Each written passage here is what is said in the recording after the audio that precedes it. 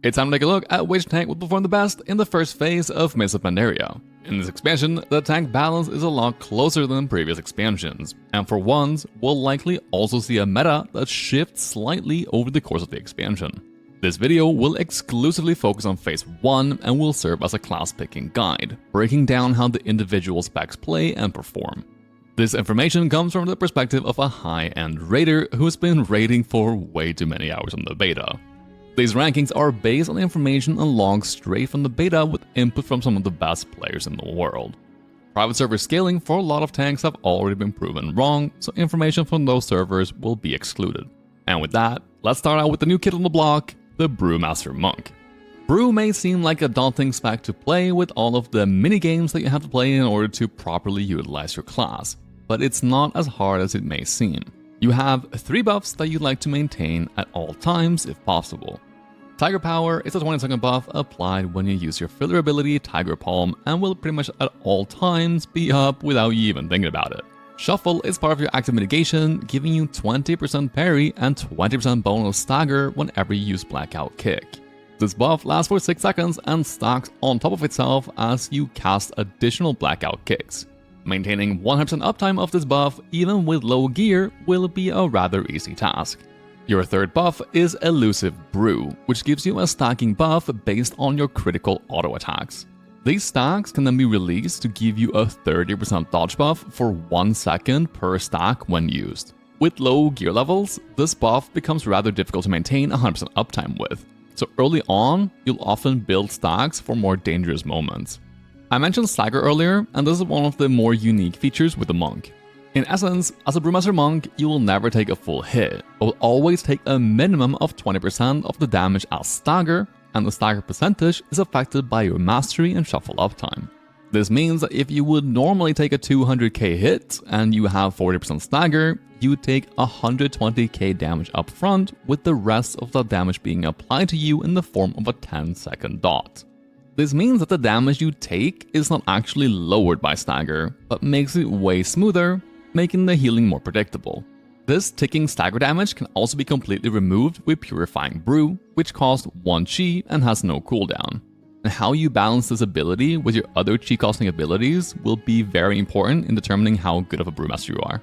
You get some of the most satisfying abilities in the game, like Rushing Jadewind and Keck Smash, along with broken movement speed and big absorbs on yourself and the raid through your Black Ox statue, which scales with vengeance.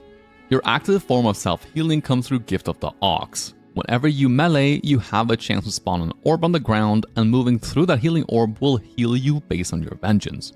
This means, in essence, that to properly utilize your self-healing, you have to constantly strafe left and right in order to pick up these orbs, a feature some players might find annoying. As a Brewmaster Monk, you'll have a good time in this expansion. They have a ton of big cooldowns, extremely good AoE damage, and scale super well with Vengeance, which enables some cheesing up mechanics. You do lag behind the other tanks in single target DPS, which does have a big impact as we as tanks have a big responsibility to pump big numbers. Especially in the first phase, there will be a lot of groups struggling to bring the stat buff to the raid, spoiler alert for the upcoming tier list by the way, and this is a buff that you provide. A bad Brewmaster Monk will have you question your life choices, but one that has even a slight idea about what they're doing will be a great addition to most raid teams. You'll also be the best tank for challenge modes by far. Because of how good they are in certain fights, their ability to smooth out their damage intake and provide huge absorbs to the raid, the Brewmaster Monk goes into the A tier. They are extremely good, but not as good as one of the other tanks on this list. Next on the list, the Protection Paladin.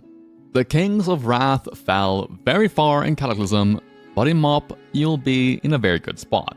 Prop Paladin will be based all around haste, and the more you can get, the better you will be.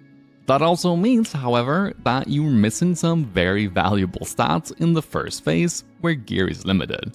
You thought Bloody K in Cataclysm yoinking DPS gear was bad? Try playing with the Prop Paladin in MOP. Intellect Shield? Tank item. Healing Trinket? Tank item. You get the idea. So why is haste so valuable? In MOP, you get a passive called Sanctity of Battle, which reduces your GCD and cooldown of certain spells based on how much haste you have, and this means more holy power generation. Holy Power is now capped at 5, and Holy Power generation is very important for 2 reasons. Your Shield of Righteousness gets turned into an active mitigation spell that reduces your damage taken for 3 seconds after using it. Even with low levels of mastery, the damage reduction from the spell is between 40 to 45%, accounting for the free 3000 mastery you get from Blessing on Might, and whenever you don't have Shield of Righteousness up, you are extremely squishy. Second, you'd ideally like to generate a surplus of Holy Power in order to throw some Eternal Flame healing on yourself and the raid. This is your Word of Glory replacement spell that places a heal and a hot on your target. This ability scales with Vengeance and will heal for a ton. Towards the end of the game, don't be surprised if you come across comps running 1 or no healers by simply having a Protection Paladin in their raid.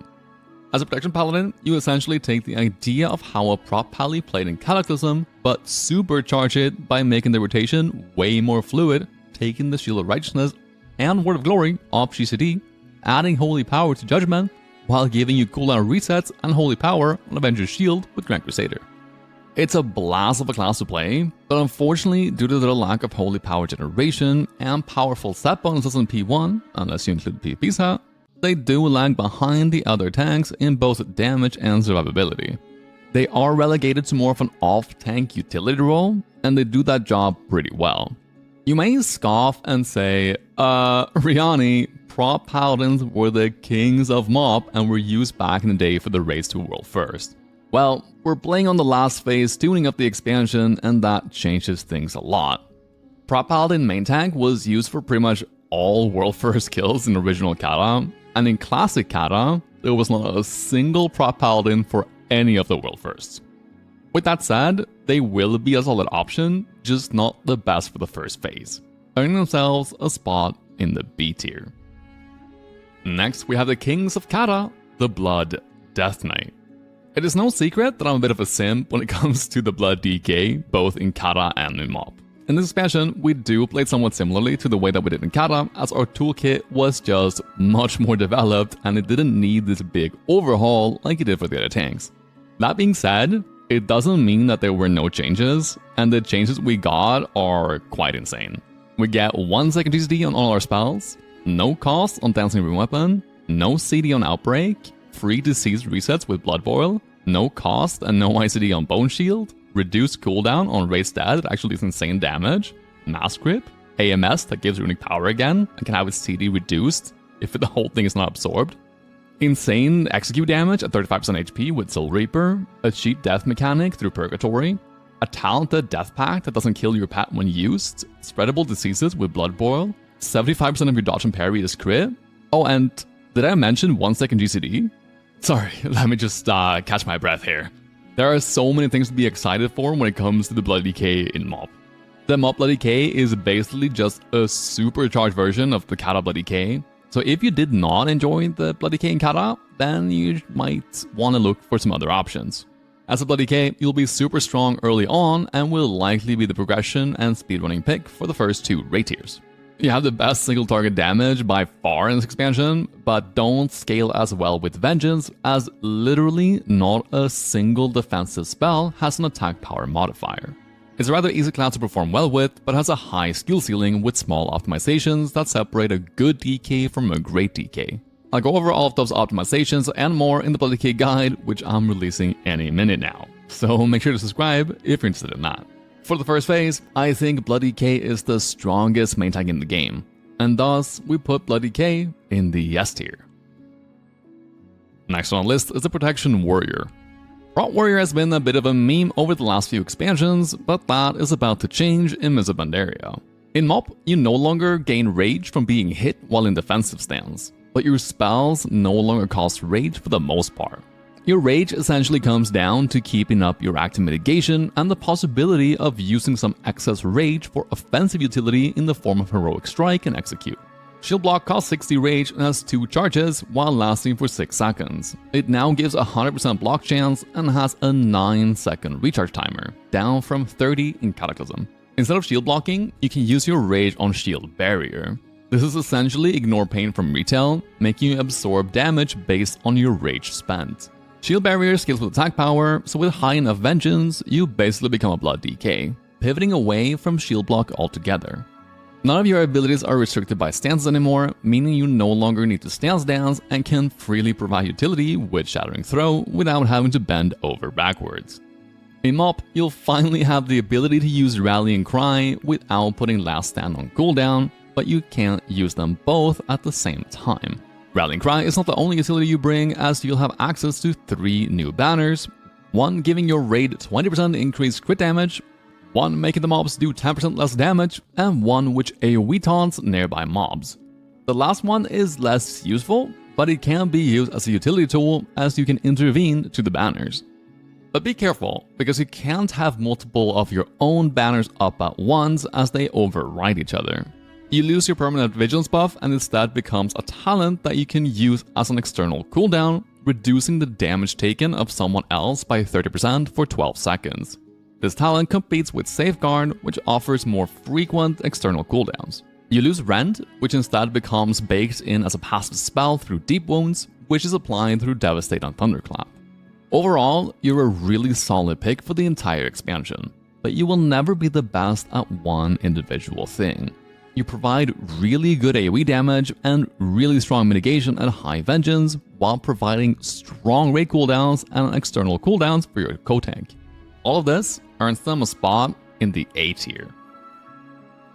Lastly, we have the Guardian Druid.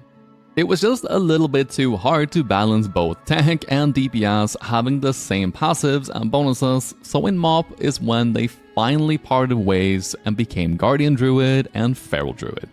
Feral Druid has had off-tanking as its niche due to it being able to shift into cat form and pump decent numbers while not actively tanking, but this is no longer the case in Mists of Pandaria. You do have some potential to swap briefly into cat form during Heart of the Wild, a 6-minute cooldown that empowers your abilities that are not related to your current spec. That being said, you'll most likely never go out of Dream of Cenarius or Nature's Vigil, which are incredibly strong tools while actively tanking. Could you still swap into cat form? Sure. It will in most cases be a big DPS loss, however. Of course, you also get active mitigation in the form of Savage Defense, giving you 45% dodge for 6 seconds. The bear plays very similarly to the Prot Warrior in that most abilities generate rage, and the way you spend your rage comes down to a choice between active mitigation, self-healing, and damage. It will be quite rare, however, that we spend our rage on Maul, as Tooth and Claw will give you free procs of Maul. Your rotation is very simple, and the bear will at times feel like a tank you can play and shut off your brain, but doesn't mean that there aren't any skill expression. You have a ton of utility, especially with Reaper Cliffs and Stampeding Roar. You get an additional defensive cooldown through Mind of Ursoc, and you can yoink a defensive cooldown from another class with Symbiosis if you feel like you need it. Your mastery also gets reworked into giving you armor instead of an absorb. Overall, Guardian Druid will scale very well and may be the best tank as we approach the last phase.